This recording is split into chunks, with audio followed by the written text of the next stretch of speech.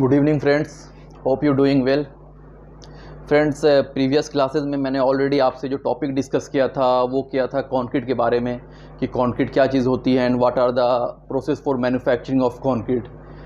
Hope you got well. Friends, आज हम लोग उसी टॉपिक को कंटिन्यू मैं करूँगा और थोड़ा उसके आगे मैं बताऊँगा कि कौन कौन से कंक्रीट के टेस्ट होते हैं जो जनरली परफॉर्म होते हैं।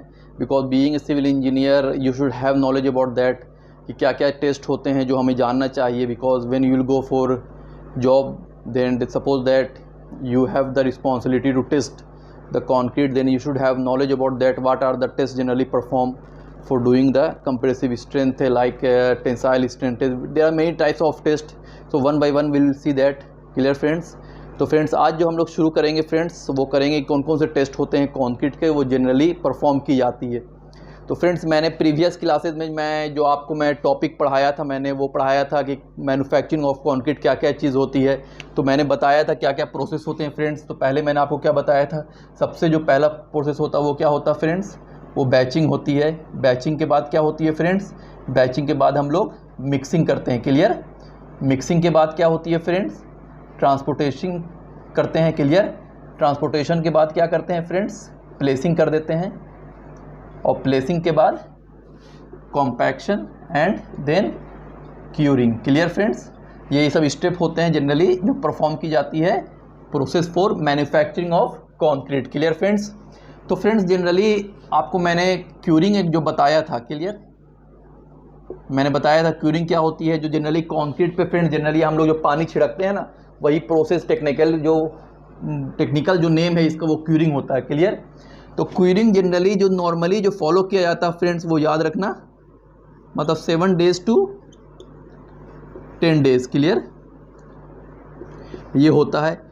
अब इसमें जनरली क्या होती है फ्रेंड्स कि अगर आप एक ड्राई कंक्रीट को ले लो, dry concrete in the sense अगर आपने एक ड्राई कंक्रीट को ले लिया, dry concrete in the sense कि जहाँ पर आपने क्यूरिंग नहीं की है उस कंक्रीट पर, और दूसरी कंक्रीट आप लो जिस पर आपने क्यूरिंग की है 7 days तक। क्लियर? दोनों की जब स्ट्रेंथ आप देखोगे फ्रेंड्स, जब मेज़र करोगे आप स्ट्रेंथ, तो दोनों में 50% स्ट्रेंथ का डिफरेंस रहेगा। मतलब जिस कंक्रीट पर आपने क्यूरिंग की है 7 days तक, उसके बाद अगर इसकी आप स्ट्रेंथ देखोगे, मतलब कैरेक्टरिस्टिक्स कंप्रेसिव स्ट्रेंथ देखोगे, CCS कैरेक्टरिस्टिक्स कंप्रेसिव स्ट्रेंथ देखोगे, तो इस कंक्रीट की कैरेक्टरिस्टिक कंप्रेसिव स्ट्रेंथ इस ड्राई कंक्रीट के कैरेक्टरिस्टिक्स कंप्रेसिव स्ट्रेंथ से 50% मोर होगा, ज़्यादा होगा। क्लियर? इसलिए जनरली हम लोग क्या करते हैं फ्रेंड्स, क्यूरिंग करते हैं। क्यूरिंग बहुत ही इंपॉर्टेंट होता है, क्योंकि अगर क्यूरिंग आप नहीं करोगे तो कंक्रीट की जो क्या होती है वो स्ट्रेंथ लूज़ कर जाती है।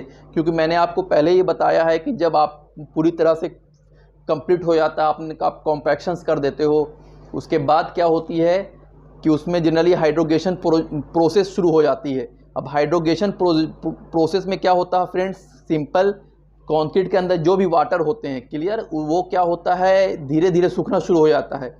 उसके बाद अगर उस पर आप क्यूरिंग नहीं करोगे, पानी नहीं करोगे, तो क्या होगा कि वो कंक्रीट अपनी स्ट्रेंथ लूज़ कर जाएगी।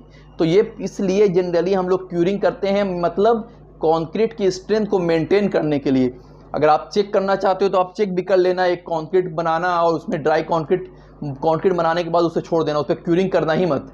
सेकंड में आप क्यूरिंग करना 7 से 10 days तक, उसके बाद उसको चेक करना, देखना दोनों में 50% स्ट्रेंथ का कम आएगा। तो ये प्रोसेस होती है जनरली क्यूरिंग की। क्या क्या फ़ायदे होते हैं क्यूरिंग के लिए। Clear friends?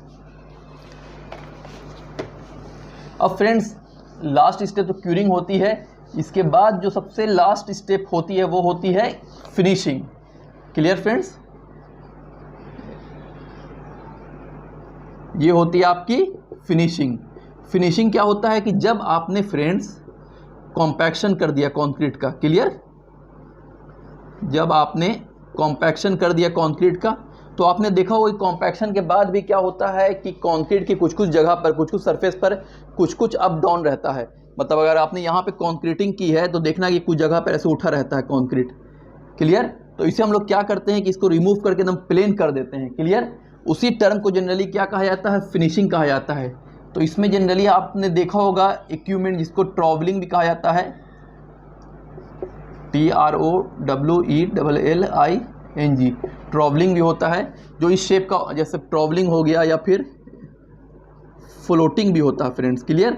फ्लोटिंग क्या होता है, आपने देखा होगा कि एक स्टील का इतने चौड़ा सा होता है, चौड़ा शेप का होता है ना, एक स्टील का इतना बड़ा होता है, मतलब 3 से 4-5 फीट का होता है। उस पर क्या करते हैं, कंक्रीटिंग जहाँ पर होती है वहाँ पर हम लोग इस तरह से ऐसे करते हैं, पूरा एकदम प्लेन। क्लियर? तो वही टर्म होता है फिनिशिंग। क्लियर? उसको इक्विपमेंट को कहा जाता है फ्लोटिंग। क्लियर? एक होता है ट्रॉवलिंग। ट्रॉवलिंग आपने देखा होगा शेप इस शेप का होता है, इस शेप का बना होता है जिसे हम लोग प्लेन करते हैं, तो वो भी होता है। एक इस शेप का ही बना रहता है, एक स्क्वायर टेप का रहता है, बीच में से पकड़ने का रहता है, उठाने का, उससे ये करते हैं। तो ये सब प्रोसेस जो होती है पूरी फिनिशिंग की होती है फ्रेंड्स। क्लियर? तो ये जनरली मैन्युफैक्चरिंग ऑफ प्रोसेस का ये पूरा स्टेप होता है फ्रेंड्स, 1 बाय 1 स्टेप्स होता है। कि सबसे पहले आपको क्या करना पड़ेगा, तो सबसे पहले आपको क्या करना पड़ेगा फ्रेंड्स, बैचिंग करना पड़ेगा। बैचिंग के बाद क्या होती है, जब बैचिंग आपने कर दिया उसके बाद सेकंड स्टेप क्या होता है, मिक्सिंग होता है। जब आपने मिक्सिंग कर दिया तो मिक्सिंग के बाद ट्रांसपोर्टेशन होता है, जहाँ पे उसको पहुँचाना है। ट्रांसपोर्टेशन के बाद क्या होता है फ्रेंड्स, जब आपने ट्रांसपोर्टेशन कर दिया, प्लेसिंग करते हैं, फिर कॉम्पैक्शन करते हैं। क्लियर? कॉम्पैक्शन के बाद ये फिनिशिंग के बाद क्यूरिंग की जाती है। क्लियर?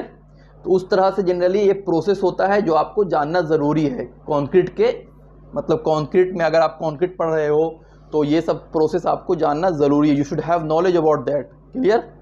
अब हम लोग नेक्स्ट फ्रेंड पढ़ते हैं कि जब आपने कंक्रीटिंग पूरी कर ली। क्लियर? कंक्रीटिंग करने के बाद हम लोग टेस्ट करते हैं कि जो भी आपने कंक्रीट बनाया है वो सही है कि नहीं, वो उसकी कैरेक्टरिस्टिक कंप्रेसिव स्ट्रेंथ सही है कि नहीं, उसके बाद ही ना उसको आप अप्लाई करोगे। तो जनरली अब हम लोग देखते हैं फ्रेंड टेस्ट के बारे में। Clear? Test for concrete. Clear? तो फ्रेंड्स कंक्रीट के लिए बहुत सारे टेस्ट होते हैं। तो पहला जो टेस्ट होता है फ्रेंड, जिसको हम लोग कहते हैं compressive strength test. Compressive strength test. आपको पता है कि कंक्रीट में फ्रेंड्स एक चीज़ बड़ी अच्छी होती है कि इसमें कंप्रेसिव पावर होती है। मतलब जनरली जो कंक्रीट को अगर जब दबाया जाता है तो वो जल्दी नहीं दबेगा। ठीक है? मतलब इसमें क्या होती है कि स्ट्रेंथ होती है कि बहुत जल्दी दबता नहीं है, तो वही होती है कंप्रेसिव स्ट्रेंथ। क्लियर? तो कंप्रेसिव स्ट्रेंथ टेस्ट किया जाता है कंक्रीट का। अब कंक्रीट का जब आप कंप्रेसिव स्ट्रेंथ टेस्ट करना चाहते हो फ्रेंड, तो सबसे पहले आपको क्या करना पड़ेगा, एक क्यूब लेना पड़ेगा। क्लियर? जो पहला प्रोसेस होता है, आपने एक क्यूब लिया,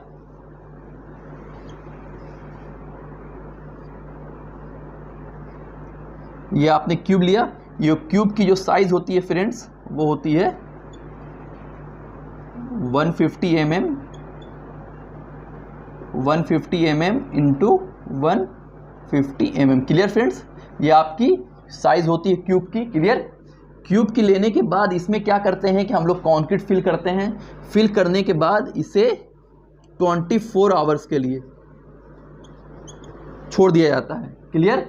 मतलब 24 आवर्स के लिए आपको इसे छोड़ दीजिए। आफ्टर 24 आवर्स क्या करते हैं, इसमें 7 डेज के लिए क्यूरिंग की जाती है।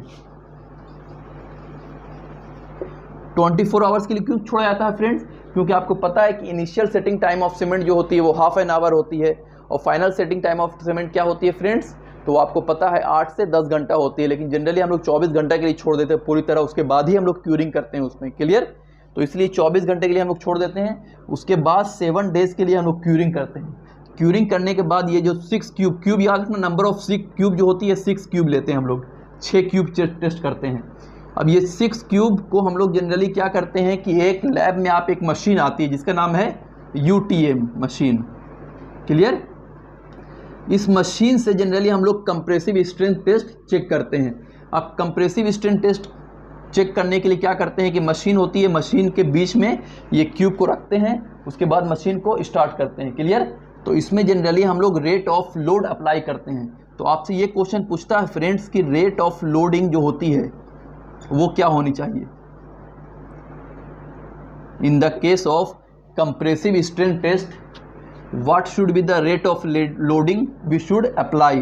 तो याद रखना 1.4 न्यूटन पर mm² पर मिनट, मतलब पर मिनट 1.4 न्यूटन पर mm² का आपको रेट ऑफ लोडिंग अप्लाई करनी है। क्लियर? अब जिस जगह पे भी टूट गया फ्रेंड्स तो आपको पता चल जाएगा कि वहाँ पर उसकी वही लोडिंग है। क्लियर? तो जब टूट जाएगा। उसके बाद आपको इसमें कंप्रेसिव स्ट्रेंथ निकालनी है CS। तो कंप्रेसिव स्ट्रेंथ का जो फार्मूला होता है फ्रेंड्स वो क्या होता है, load by cross area, cross sectional area. Clear. तो इससे आपको कंप्रेसिव स्ट्रेंथ इसकी निकल जाएगी। लोड क्या होगा, जिस लोड पे भी ये आपकी जो क्यूब है टूटेगी वही उसकी लोड हो जाएगी, और क्रॉस सेक्शनल एरिया क्या हो जाएगी, इसकी पूरी cross sectional area 150 mm by 150 mm by 150 mm जो भी है। क्लियर। उसके अकॉर्डिंग आपको कंप्रेसिव स्ट्रेंथ पता चल जाएगा। तो फ्रेंड्स ये जनरली प्रोसेस होता है जिससे आप कंक्रीट की कंप्रेसिव स्ट्रेंथ फाइंड कर सकते हो। Clear friends. अब नेक्स्ट हम लोग देखते हैं फ्रेंड्स, इसमें ये तो आपको समझ में आ ही गया होगा। क्लियर। सेकंड जो स्टेप होती है, इसको मैं रब कर रहा हूं फ्रेंड्स, एक बार देख लो है ना। सेकंड जो होती है फ्रेंड्स वो होती एक टर्म आती है जिसे हम लोग कहते हैं फ्रेंड्स, इससे पहले एक चीज़ नोट याद रखना, जो मैं आपको नोट में इसको लिख लेना कि कंक्रीट की जो टेंसाइल स्ट्रेंथ होती है ना, कंक्रीट की जो टेंसाइल स्ट्रेंथ होती है वो 10 to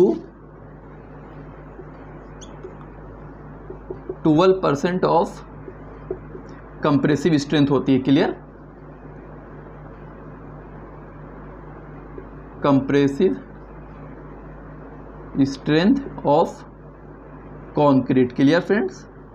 इस टर्म को याद रखना। क्लियर। ये it is very important term, may be in the case in the examination of SSC exam या छोटा कोई एग्ज़ाम आप देते हो तो रेलवे का एग्ज़ाम, ये सब में आप maybe this type of question they can ask कि what are the tensile strength of the concrete, because compressive we know that कि concrete is having more compressive strength but it is also having less tensile strength, 10 to 12% of compressive strength of concrete. मतलब concrete की जितनी compressive strength है उसकी 10 से 12% इसकी tensile strength भी होती है कंक्रीट में। क्लियर। इसे याद रखना, थोड़ा साइड में लिख लेना, अच्छा रहेगा आपको। Clear friends. अब फ्रेंड्स हम लोग नेक्स्ट जो देखते हैं फ्रेंड्स वो होता है एक नेक्स्ट टॉपिक, वो आपकी होती है modulus of rupture. Modulus of RUP rupture test. Clear. Modulus of rupture test. Rupture मतलब क्या होता है फ्रेंड्स, याद रखना, रप्चर मतलब होता है बेंडिंग। क्या होता है, बेंडिंग। जैसे आप इसमें क्या करते हैं, हम लोग एक क्यूब लिया हमने। क्लियर। इसमें क्या है कि ये आपकी क्यूब रखी हुई है, इस पर हमने जब लोड अप्लाई किया तो ये क्या करता है कि ये इस तरह से बेंड कर जाता है। क्लियर। तो जब ये बेंड करेगा फ्रेंड्स, बेंड करने जब अप्लाई करोगे तो धीरे धीरे बेंड करेगा। बेंड करता ऐसे, इस पर आप अगर लोड अप्लाई कर रहे हो, क्लियर फ्रेंड्स, तो ये क्या रहेगा, मतलब हैवी जब लोड इस पर आप अप्लाई करोगे तो ये क्या करेगा, धीरे धीरे बेंड हो जाएगा, और बेंड होते होते धीरे क्या होगा, लास्ट में क्या हो जाएगा, ये फ्रैक्चर हो जाएगा, पूरी तरह से फ्रैक्चर हो जाएगा ना। तो वही होती है इसमें भी। Clear. Modulus of rupture test में पहला क्या होता है, इसमें बेंडिंग, ये बेंड हो गया, और बेंड होने के बाद लास्ट स्टेज फ्रैक्चर हो जाती है। तो जब जहाँ तक ये बेंड हो रहा है फ्रेंड्स, तो इससे हमें इस ब्लॉक की क्या पता चल रही है फ्रेंड्स, तो इस ब्लॉक की हमें ये पता चल रही है कि इससे पता चल रहा है कि हमें कितना इस ब्लॉक की स्ट्रेस है, मतलब कितना ज़्यादा ये स्ट्रेस मतलब उठा सकता है। क्लियर। तो मॉडुलस ऑफ रप्चर टेस्ट से हमें पता चलता है स्ट्रेस ऑफ द ब्लॉक, मतलब ब्लॉक की कितनी कैपेबिलिटी है कि वो स्ट्रेस को उठा सकता है। क्लियर। तो इसी से हम लोग ब्रैकेट में मैं लिख देता हूँ, ये आपकी स्ट्रेस होती है। क्लियर। तो इसमें जनरली हम लोग साइज़ क्या लेते हैं ब्लॉक की, तो ये याद रखना, ये होती है 700 mm into 150 mm into 150 mm। Clear. इस तरह की आप एक ब्लॉक लेना है, लेने के बाद इस पर आप अप्लाई करना है। क्लियर। तो इससे आपको पता चल जाएगा एक ब्लॉक की स्ट्रेस की, मतलब कितना केपेबल है स्ट्रेस उठाने के लिए, मतलब इसमें कितनी एबिलिटी है कि उठा सकता है। क्लियर। अब इसमें जनरली क्या होता है फ्रेंड्स, एक फार्मूला होता है कैसे हम लोग निकालते हैं स्ट्रेस का। तो इसमें एक फार्मूला होता है फ्रेंड्स निकालने का, वो होता है जाकर के एक सिंपल एक फार्मूला जो आप मतलब सिंपल जो हम लोग देखते हैं वो होता है PL/B/d²। This is the formula to find out the modulus of rupture of any block concrete. Clear. जहाँ पे P क्या होता है फ्रेंड्स, तो P आपको पता है, P लोड हो गया, L क्या हो गया, लेंथ, बी क्या हो गया, ब्रेथ हो गया, डी क्या हो गया, डेप्थ हो गया। Clear friends? तो इस तरह से आप मॉडुलस ऑफ रप्चर टेस्ट निकाल सकते हैं। क्लियर? अब इसमें रेट ऑफ लोडिंग जो आपको प्रोवाइड करनी है, क्योंकि इसमें भी तो आपको रेट ऑफ लोडिंग प्रोवाइड करनी है ना, तो इसमें आपको जो रेट ऑफ लोडिंग प्रोवाइड करनी फ्रेंड्स वो 0.7 न्यूटन पर mm² पर मिनट। क्लियर? तो फ्रेंड्स ये याद रखना, रेट ऑफ लोडिंग बहुत क्वेश्चन पूछता है। क्लियर? आप देखोगे प्रीवियस ईयर पहले का भी क्वेश्चन उठा के देखो ना, तो कंप्रेसिव स्ट्रेंथ का भी रेट ऑफ लोडिंग पूछ चुका है कि कंप्रेसिव स्ट्रेंथ में क्योंकि आपको पता है कि देखिए जब स्टूडेंट पढ़ते हैं फ्रेंड्स तो उसमें उन्हें पता है कि कंक्रीट के लिए कौन सी टेस्ट की जाती है, तो सबको पता है कि कंप्रेसिव स्ट्रेंथ टेस्ट की जाती है। तो इस तरह का नॉर्मल क्वेश्चन नहीं पूछता है, वो इंटरव्यू में आप जाओगे या फिर आप कोई एग्जाम देने जा रहे हो तो तक पूछता है ऐसा टिपिकल क्वेश्चन जो it is related to that, but student does not go in the depth.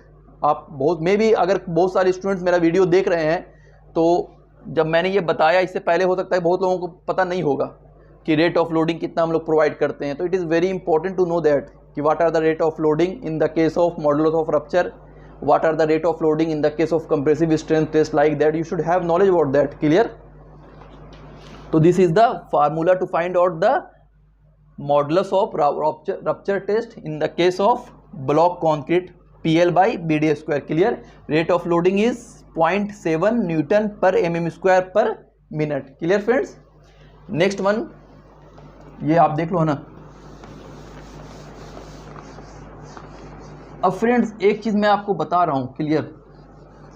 देखो ये इसको भी नोट में लिख लेना, जैसे मैंने आपको पहले बताया ना, पहला क्वेश्चन जो मैंने आपको बताया था कंप्रेसिव स्ट्रेंथ टेस्ट का। क्लियर? आपको मैंने क्या बताया था? Compressive strength test. क्लियर? तो इसमें ये जो ब्लॉक लेते हैं मैंने आपको बताया, ये जो ब्लॉक होती है जो 150 mm इंटू 150 mm 150 mm, तो ये जो टेस्ट होती है ना फ्रेंड, जो ब्लॉक हम लोग बनाते हैं ना, क्यूब, जो क्यूब होती है, ये इंडिया में यूज़ किया जाता है। क्लियर? अगर आप बाहर जाओ तो बाहर में देखना कि यही कंप्रेसिव स्ट्रेंथ टेस्ट को हम लोग क्या करते हैं कि हम लोग जनरली सिलेंडर टाइप का यूज़ करते हैं, इस तरह का शेप सिलेंड्रिकल क्यूब बनाते हैं। क्लियर? ये क्या है? ये आपका रेक्टेंगल या स्क्वायर क्यूब है। क्लियर? लेकिन इसमें क्या बनाते हैं हम लोग? सिलेंड्रिकल क्यूब बनाते हैं। सिलेंड्रिकल क्यूब में क्या होता है, इसकी जो साइज़ होती है फ्रेंड्स वो 300 mm होती है और ये साइज़ 150 mm होती है। अब रीज़न क्या है फ्रेंड्स कि अगर आपसे कोई क्वेश्चन पूछ सकता है कि what are the difference between compressive strength while you are going to, मतलब practical in the sense of block that is made in cube and that is made in cylindrical shape. मतलब cylindrical shape का आप अगर cube कोई block बना रहे हो, कोई मतलब इस रेक्टेंगुलर शेप का कोई ब्लॉक बना रहे हो, तो दोनों में तो आप लोग कंप्रेसिव स्ट्रेंथ टेस्ट कर ही रहे हो, तो आखिर इसमें क्या डिफरेंस है? तो आपको पता होगा फ्रेंड्स, कोई भी चीज़ जब किसी भी चीज़ जब लंबी होती है ना, क्लियर, जैसे ये क्या है 300 mm है। क्लियर? इसमें सब में क्या है 150 mm 150 mm 150 mm, इसमें क्या है 150 mm और ये लेंथ क्या है इसकी हाइट 300 mm। तो इसका मतलब जब 300 mm ये है तो इसकी सिलेंडरनेस रेशियो क्या होगी? सिलेंडरनेस रेशियो ज़्यादा होगी। क्लियर? तो इस केस में इसकी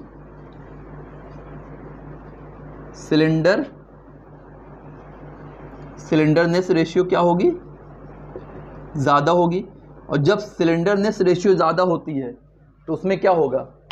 स्ट्रेंथ कम होगी। आप देखोगे कि बहुत लंबा आदमी, जब बहुत लंबा आदमी कोई चीज़ उठाता है ना, ठीक है, तो वो उतना कैपेबल नहीं होता, उतना चीज़ नहीं उठा सकता, स्ट्रेंथ नहीं होता है। लेकिन थोड़ा जब कोई आदमी मोटा ताज़ा हुआ ना, वो उठाएगा तो वो ज़्यादा चीज़ उठा सकता है। क्लियर? तो यही चीज़ होती है, क्योंकि जब लंबाई बढ़ती है तो सिलेंडरनेस रेशियो जो होता है ना, वो क्या होता है? इंक्रीज़ करता है। और जब सिलेंडरनेस रेशियो इंक्रीज़ कर रहा है मतलब उसकी स्ट्रेंथ कम होती है। तो अगर आप कंप्रेसिव स्ट्रेंथ टेस्ट कर रहे हो, इसमें सिलेंडरनेस रेशियो, अगर आप क्यूब कोई ब्लॉक बना रहे हो और वो सिलेंड्रिकल शेप का है, तो इसकी कंप्रेसिव स्ट्रेंथ इससे कम होगी। कितनी कम होगी? 1.25 टाइम्स। क्लियर? तो इस तरह से आप लिख सकते हो कि मतलब कंप्रेसिव स्ट्रेंथ, मैं शॉर्ट फॉर्म में लिख रहा हूँ friends, suffix x, compressive strength of, ये ब्लॉक 1 कर दो, इसे लिख दो 2, तो compressive strength of 1 is greater than 1.25 times than block 2। Clear? इस तरह से मतलब इसकी जो कंप्रेसिव स्ट्रेंथ है 1.25 टाइम्स ज़्यादा होगी इससे, इसलिए जनरली हम लोग ज़्यादातर इसी को प्रेफर करते हैं। लेकिन बाहर में आप देखोगे, जैसे इंडिया में तो जनरली यही चीज़ फॉलो की जाती है कंप्रेसिव स्ट्रेंथ टेस्ट के लिए, लेकिन बाहर में आप देखोगे तो सिलेंड्रिकल शेप होता है, फॉलो किया जाता है, लेकिन इसकी स्ट्रेंथ कम होती है। Clear? Comparison to this. Clear friends? तो इसको आप नोट में लिख सकते हो, देख लेना है ना। इस तरह से मैंने आपको कंप्रेसिव स्ट्रेंथ टेस्ट बताया friends, modulus of rupture test बताया, एक होता है split cylinder test friends. Clear? Third one जो होता है आपका वो होता है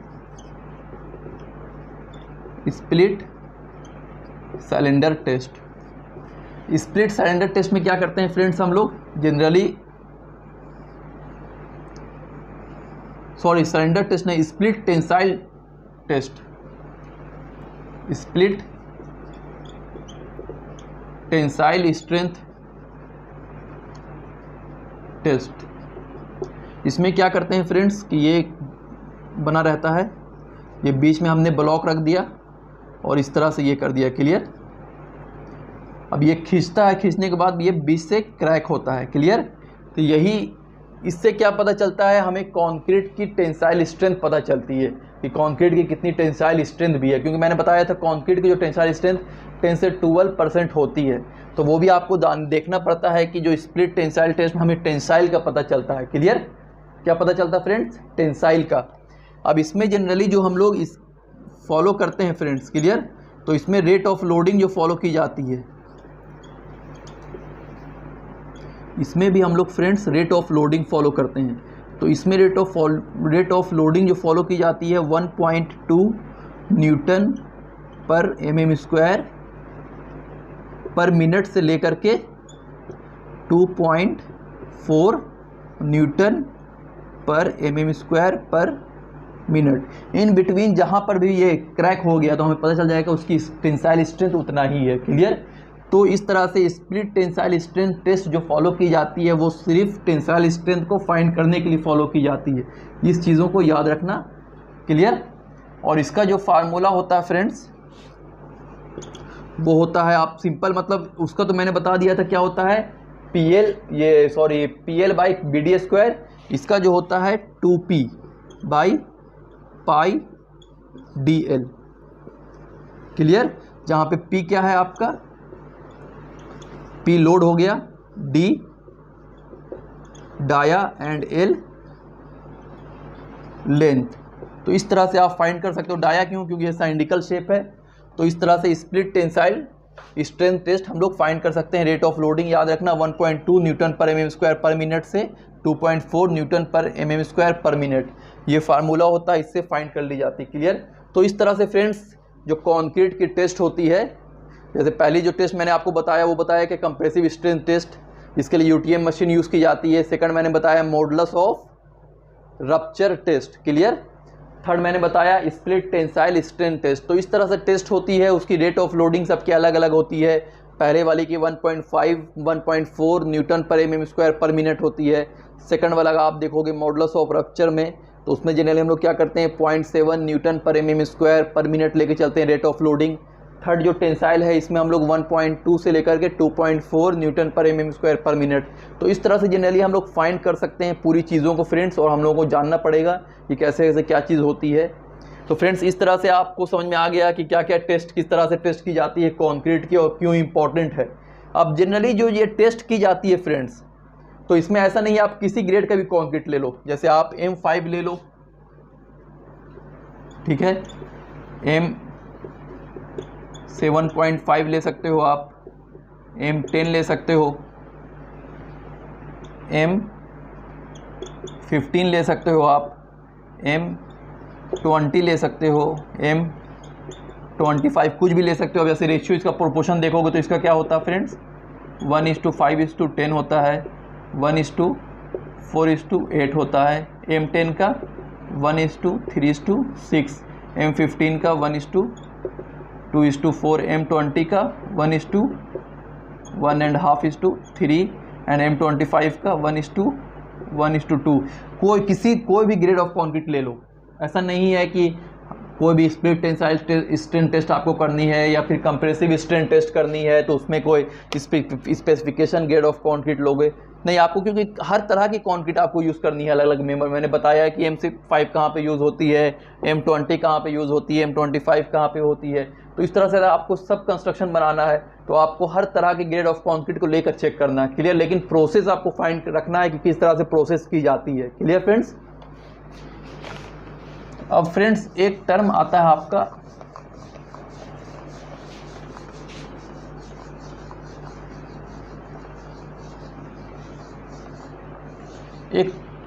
फ्रेंड्स आपका जिसे हम लोग वर्कएबिलिटी टेस्ट कहा जाता है, क्लियर। वर्कएबिलिटी मतलब क्या होता है फ्रेंड्स, यहाँ पर ऐसे आप लिख दो वर्क एंड एबिलिटी, क्लियर। मतलब वर्क कितनी एबिलिटी है, क्लियर, वर्क एबिलिटी, क्लियर। अब वर्क में क्या है, जब आप कंक्रीटिंग करते हो कोई भी तो वर्क में क्या क्या आता है, आप मिक्स करते हो, मिक्स करने के बाद ट्रांसपोर्टेशन करते हो इसका और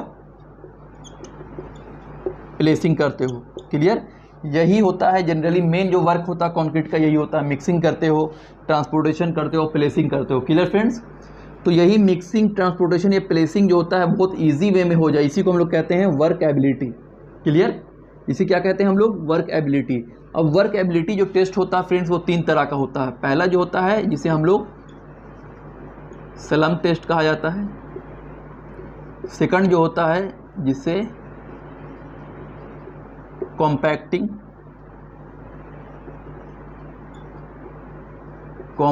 टेस्ट कहते हैं, और थर्ड जो होता है फ्रेंड्स वो होता है वीबी टेस्ट, क्लियर फ्रेंड्स।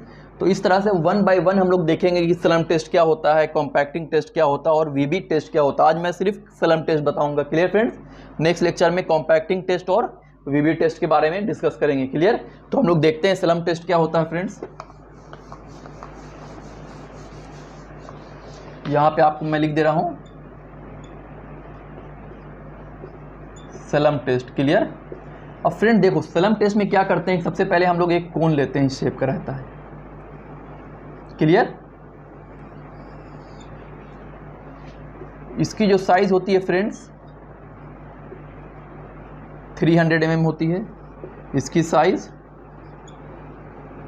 200 mm होती है, क्लियर। इसमें हम लोग क्या करते हैं, कॉन्क्रीटिंग फिल करते हैं, कॉन्क्रीट फिल करते हैं। अब ये कंक्रीट फिल करनी है फ्रेंड्स, इसमें इसको 3 लेयर में करनी है कंक्रीट फिल, याद रखना। कितना लेयर में करते हैं, 3 लेयर में। अब जैसे आपने कंक्रीट का एक लेयर फिल किया, एक लेयर फिल करने के बाद एक 16 mm की टैंपिंग रॉड आती है स्टील की, क्लियर। एक 16 mm की इस शेप की एक टैंपिंग रॉड आती है, क्लियर। उसे क्या करना है 25 टाइम्स, मतलब 25 बार एक लेयर आपने फिल किया कंक्रीट यहाँ तक। उसके बाद इस शेप की होती है टैंपिंग रॉड, 16 mm की होती है। उससे क्या करना है, कंक्रीट को अच्छे से पूरा एकदम दाब देना, क्लियर, मतलब ब्लो करना है। कितना टाइम्स, 25 टाइम्स, क्लियर। फिर सेकंड लेयर करना है, फिर 25 टाइम्स, थर्ड लेयर करना हो फिर 25 टाइम्स, क्लियर। करने के बाद यहाँ पर देखो इस शेप का बना रहता है, इधर थोड़ा सा इस शेप का रहता है। इसको ऐसे पकड़ना है फ्रेंड्स, और पकड़ने के बाद इसे उठा लेना है, कोन को हटा देना है। जब कोन आप हटाओगे तो क्या होगा ना कि ये कंक्रीट या तो इस शेप की दिखे मिलेगी आपको ऐसे, या फिर कंक्रीट ऐसे मिल जाएगी, या फिर पूरी तरह से ऐसे हो जाएगी, क्लियर। तो ये 3 अलग अलग शेप में होती है, क्लियर। अब अगर ये शेप आया आपका फ्रेंड्स, क्लियर, तो ये शेप क्या कहलाता है, ये शेप कहलाता है ट्रू स्लम, क्लियर। ये अगर शेप आया तो ये कहलाता है आपका shear, SHEAR, shear slump। और अगर ये आया तो ट्रू स्लम्प, shear slump, और ये कोलैप्स स्लम्प। क्लियर। तो ये 3 तरह का स्लम्प होता है, true slump, shear slump and collapse slump. अब ये देखो जनरली कैसे मैं यहाँ पे बता रहा हूँ, जैसे ये कंक्रीट है, कंक्रीट क्या है, ये पहली वाली जो शुरू में मैं आपने जो डाला कोन, उसकी हाइट ये है। अगर इन केस यहाँ पर आपकी ट्रू स्लम्प आई उठाने के बाद, तो इसकी शेप यहाँ से हो सकता है कि ये शेप ऐसे आई, होने के बाद ये ऐसे आ रही है। तो ये जो डिस्टेंस बचता है, क्योंकि इसकी हाइट यहाँ तक है पूरी और इसकी हाइट यहाँ से आ गई, इतने कम हो गई, तो ये जो गैप बचता है, क्लियर, इसे ही हम लोग क्या कहते हैं, स्लम्प वैल्यू। क्या कहा जाता है, स्लम्प वैल्यू। क्लियर। मतलब इसकी जैसे यहाँ पर इसकी हाइट ये है, क्लियर, और इसकी जो है ट्रू स्लम्प की जब निकालोगे तो इसकी हाइट इतनी आ गई, तो ये जो गैप बच रहा है ना, इसी हम लोग क्या कहते हैं, इसे कहते हैं हम लोग स्लम्प वैल्यू। क्लियर। तो इस तरह से हम लोग देखते हैं, अलग अलग रोड के लिए अलग स्लम्प वैल्यू होती है, जो मैं आपको नेक्स्ट क्लास में बता दूंगा, अच्छे से पूरा टेबल बना के बता दूंगा कि अलग अलग कंस्ट्रक्शन के लिए स्लम्प वैल्यू क्या क्या होती है, उसको आप लोग को फॉलो करना पड़ेगा। Clear friends. तो इस तरह से आप समझ गए फ्रेंड्स कि स्लम्प वैल्यू में क्या होता है, true slump, shear slump and collapse, 3 तरह के स्लम्प होते हैं। अब ये जनरली ऐसा क्यों होता है फ्रेंड्स, ऐसा रीज़न होता है क्योंकि कोहेशन की वजह से। क्लियर। किसकी वजह से होता है, कोहेशन की वजह से, जिसमें ज़्यादा मैक्सिमम कोहेशन होगा, ठीक है, जिसमें मैक्सिमम कोहेशन होगा वो कम गिरेगा, और जो गिरेगा मतलब उसमें वर्केबिलिटी कम है। क्लियर। तो ये प्रोसेस जनरली होता है जिससे हम लोग फाइंड करते हैं कि ट्रू स्लम्प क्या है, shear स्लम्प क्या है, और कोलैप्स स्लम्प क्या है। Clear friends. तो इस तरह से मैंने आपको बता दिया फ्रेंड्स कि क्या क्या चीज़ होती है।